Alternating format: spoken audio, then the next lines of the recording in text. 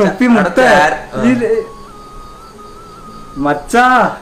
അപ്പൊ ഓർത്തോ ഞാനും തൊപ്പി ലൈവില് വരൂ.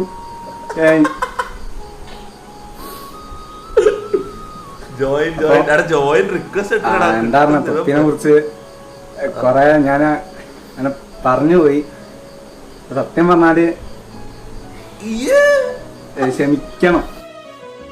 തൊപ്പീനൊന്ന് നേരിലേക്ക് കെട്ടിപ്പിടിച്ച് കാലിലൊന്ന് വീഴും.